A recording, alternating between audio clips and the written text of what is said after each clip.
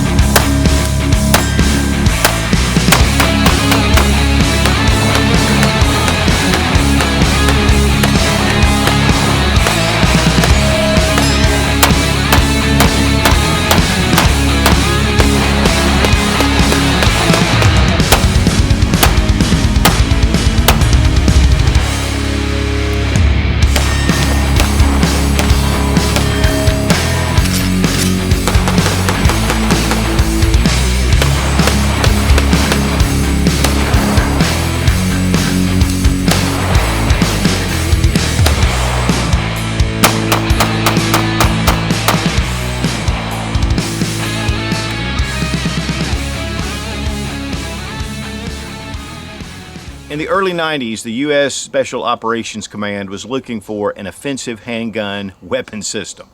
And from that, HK decided to design a pistol to enter into the trials. They came up with the USP, which is the Universal Self-Loading Pistol. This actually was to replace the original P7, which is their squeeze cocker, and to bring it up more to modern standards. This is a very capable firearm. There's a lot of features that just make this pistol just rugged and durable. Again, it's been around since 1993, so it's not one of the just super modern designs. This has been around for a while, but it's still a very capable, state-of-the-art handgun. Now, the USP was actually designed for the .40 caliber, but 9mm came very quick. This is also made in .45 ACP and in .357 SIG. And the SOCOM Mark 23 actually went on to serve with U.S. Special Forces. I'll tell you guys, when the USP came out, I was in love with this handgun. But it was so much more expensive than the other handguns typically, that were out there. And so I never owned one. Let's go ahead and check, make sure the gun's unloaded. We're going to drop our magazine, check the chamber, and it's empty. We do have a 15-round magazine. These are very unusual. They're kind of a polymer, but they're more rigid than your Glock mags. And so this actually drops free very easily, and they seem to be very reliable. In fact, right here, made in Germany, has your witness holes. I believe it's 15+1, and bought this actually from a good friend of mine. He had 9 extra magazines with it, but I believe it comes with 2. Now you'll notice that the hammer is in the rear position. There's a number of different ways that HK offers the USP as far as their safety trigger actions. This is, again, a double single action, so it does have the hammer fire.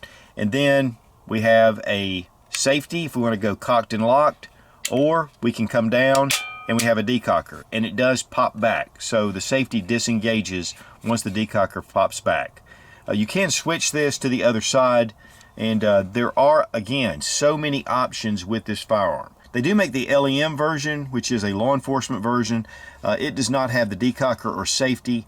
The trigger is actually preset, so it has a very light trigger pull. And that's what I have on my P30, which we're going to take a look at a couple of other HK options to go along with this one. Again, this is actually designed in 1993, so it's been around for a long time. Now, the lower receiver is a polymer, and it does have really aggressive texturing, and it has pyramids on the back and on the front. So you have a really good grip on this handgun. The bore axis is a little bit high. You'll notice that it does ride above your hand, the web of your hand, pretty high. But the one thing about this handgun in particular is it has a recoil reducing system in the guide rod. And we'll check that out in just a couple of minutes. We do have a somewhat of an angled trigger guard, and it does have serrations right here. Ample trigger guard for your gloved hands. And then the magazine release is one of the paddle releases, but you'll notice it is very minimal.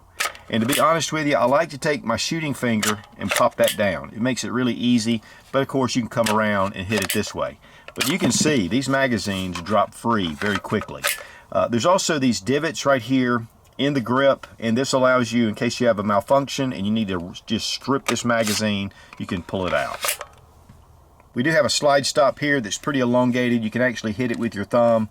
And we have an accessory rail, but this is a proprietary accessory rail for only HK type accessories, lights and lasers.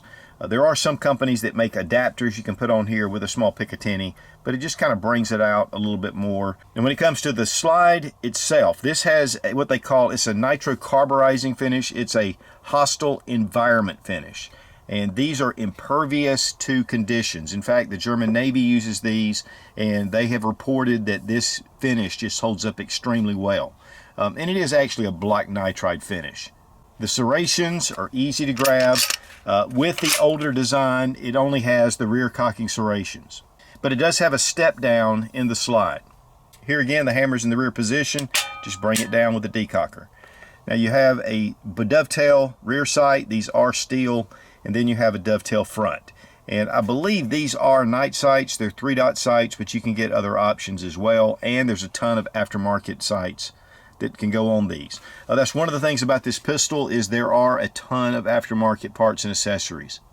Now for many years, HK designed the P7, which again was the squeeze cocker. Very accurate, just excellent handgun. The value on those has really skyrocketed over the past few years. But one of the things that they've offered previously that's a double single action is their P30. This is a more modern design. As you can see, the grip is very ergonomic. It has side panels here. It has about 3 different back straps. You have your Picatinny rail section here. You have front cocking serrations. And it's just a smaller firearm. This is also double single action, but really it's the LEM trigger, so this one is actually only double action. And we'll take a look at that LEM trigger in a second. But one thing you'll notice is that the USP is a little bit of a larger firearm. In fact, it's 4¼ inch barrel, whereas the P30 has a 4-inch barrel. But definitely a lot of the same cues. I mean, you can tell these are in the same family, but there are a lot of differences. Now, one thing I will show again is the LEM trigger. And we're going to go ahead and make sure this gun is loaded. We're going to drop our magazine, check to make sure the gun is unloaded. It is a metal magazine, and it's also 15+1. But you'll notice there's no safety, there's no decocker. But what you will notice is that the trigger is really smooth and light. Look at that hammer come back. That first shot is really easy just to pull that trigger. Now, once the trigger is pulled, you have that LEM again. So there's never a single action. It's always double action, but it is like a single action pull. It's just a longer pull. And then reset. You can see it's pretty far out. Then you bring it back.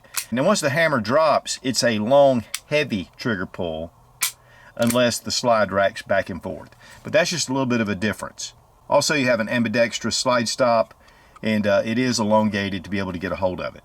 And the mag release has been extended over the USP. But then we have the VP9, which is the striker fire version of the P30. And so this one also has the paddle mag release, but it also has a B model, which has a magazine release right here, like your standard pistols, most of your handguns. They do use the metal mags as well. And really, a lot of the other things are very similar and about the same size. So it's a little bit smaller than the USP. But they do make a USP compact, which gets it more in line with the P30 and the VP9. Now, one thing too that's important, beside the slide having this corrosion resistant finish, all the internal parts have a Dow Conning anti-corrosion chemical that's on there. So this really makes it slick, and yet it keeps corrosion down. So these are all-weather handguns. Now, if you'll notice at the front of the barrel hood, it actually has just a little bit of a slight incline, and this is made to aid in reliability. Any kind of dust and debris that gets in here, it makes it a little bit easier for this to function, and that's one of the design features of the USP. And if you'll notice on the P30, it is just straight across. Now, again, the USP was entered in the Special Operations Offensive Handgun Weapon Trials.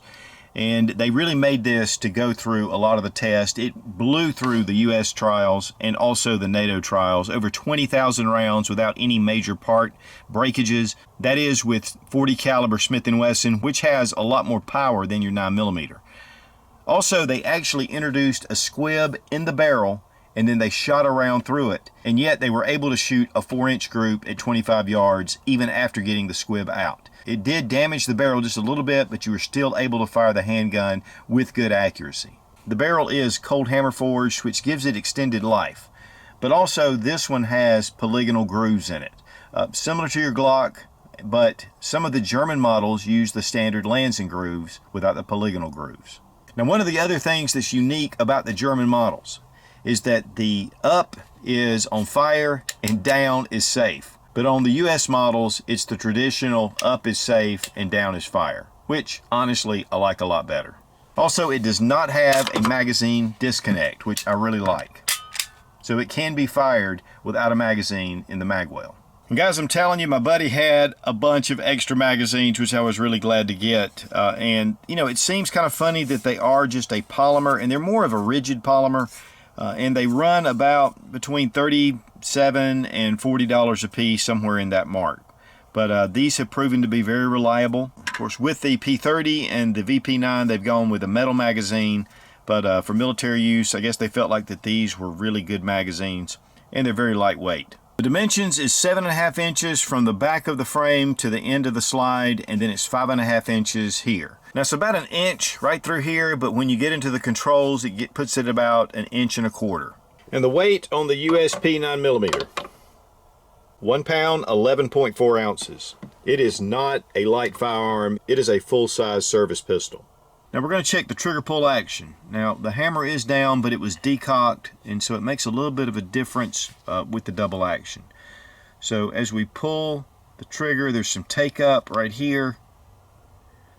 There's some resistance, quite a bit of resistance. And then we have a break. With the hammer in the rear position, we have single action, take up right here, nice break. It's not super crisp. Go ahead and check the reset. But it's a definite break. There's your reset, little take up, and then back to it. Definitely not an incredible trigger, but let's go ahead and check the double action trigger pull. 9 pounds, 3.5 ounces. And let's check the single action with our Lyman trigger gauge from Brownells. 4 pounds, 4.2 ounces. We really appreciate Fiocchi for sponsoring the ammo, all made right here in the USA. Also with Lula Loaders for helping us save our thumbs, as always. And guys, when I bought this pistol, it came with 10 extra magazines. So we can load on Monday and shoot till Sunday.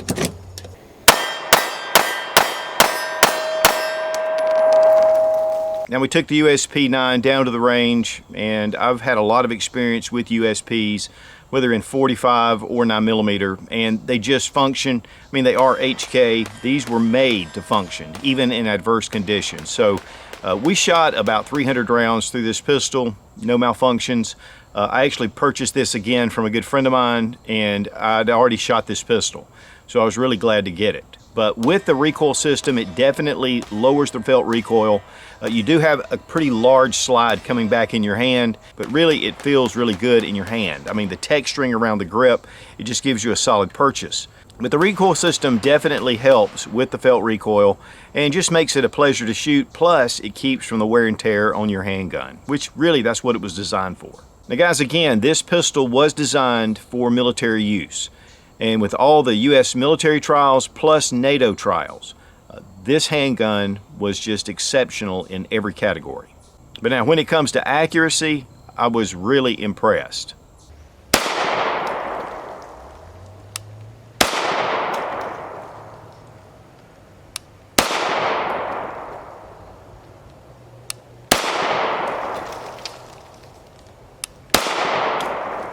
Now, one of the things about the design of this handgun is that it is insensitive to ammo. That means you can shoot just about any type 9mm quality ammo through these handguns and it will function and it'll be very reliable. And so that's one of the things that makes this an excellent rifle to take into combat, because it can handle it. With the recoil reduction, which really makes it easier on the parts, plus it's less felt recoil by the shooter. Also with the little bit of an increase of the barrel hood, where it kind of comes down a little bit, it's going to aid in reliability. And so this gun is really designed to go to hell and back. Now, as far as disassembly goes, drop your magazine. We're going to check again to make sure the gun is unloaded. Bring the slide back, and once you get the little notch in the slide right here at the first part of your slide stop, come over to the other side and just push out, and then you can just pull your slide stop right out. And then the slide assembly comes right off. We have our recoil spring and guide rod, and we have our cold hammer forged barrel. Now this is the recoil reducing system that's in the HK. This was actually their first design that was more toward the Browning linkless design. But we do have a small part of the spring that's inside this little captive area, and then we have the main part of the spring that's also in the captive. And then we have this really unique piece that locks up to the barrel. And so this really helps, according to HK, 30% recoil reduction. Now here you can see the slide rails are very minimal, even here at the back. And they are steel and they're reinforced, even though this one seems to be coated a little bit and set into the polymer. And then you can see the inside and the internals. One thing about a double single action pistol is it takes more to produce, and so typically these are more expensive than your striker fire pistols. Here we have a firing pin safety right here, but overall it looks like a lot of the striker fire pistols out on the market. But the fit and finish on these handguns is exceptional, and HK is known for that. And guys, that's all you need to do to field strip. We're going to bring in our barrel. Now you'll notice the little hook system right there on the end of the recoil rod, our guide rod. We're just going to put it next to the barrel. It just kind of fits like this.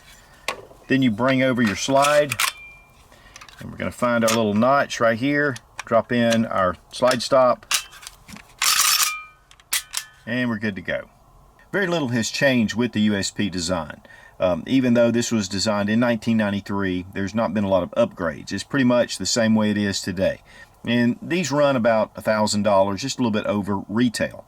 You can find these sometimes for about $850 to $900 as far as market price. And of course, used guns sometimes come in less.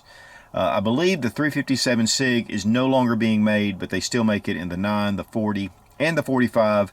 They do make it in a compact version. And again, there are a number of different trigger styles. In fact, I believe there are 9 different trigger configurations and safety configurations of this handgun. So there's a lot of choices. A lot of aftermarket support with sights, holsters, things like that. But again, you are going to be limited to what you put on the front of the pistol, and you can get the adapter to put the Picatinny rail if you want to. The magazines seem to be pretty hardy. They hold up well, and they're known for being very reliable. But it's 15-in-1, fairly large pistol. The bore axis is not as low as, say, your Glock or even the VP9 for that matter, but really more toward the SIG P226, maybe a little smaller than that. But again, I purchased this from a good friend of mine with the 9 extra magazines, and you know, sometimes you can find good deals out there. So guys, if you're looking for a full-size handgun that is just incredibly reliable, I think that the USP 9mm, 40, 45 ACP, 357 SIG, whatever your choice. I think it'll be an excellent option for home defense, if you like just taking it out to the range, or you want it as your go-to pistol. These are just exceptionally made. I mean, they're made for the elements. They're made to go into dirt. They're made to just be abused, and yet they'll come through. And that's one of the things about HK, is they're just really tough firearms. Rubber Dummies is one of the best training tools on the market, and you get a 10% discount using Suit00 when you click the link down in the description. Be strong, be of good courage. God bless America.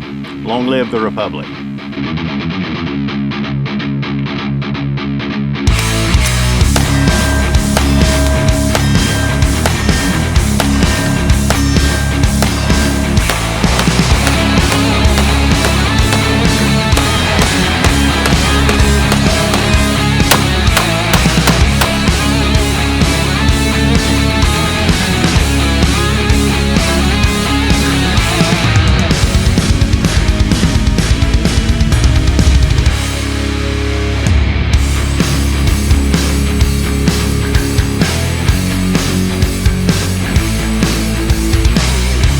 The HK USP, let's check it out. The HK USP, let's check it out. This is where the U.S. Special Operations put out, okay. Let's have a really nice polymer. The grip is, now the grip, but it also has a button release if you want to get the mag button. Now as far as disassembly goes, whoops.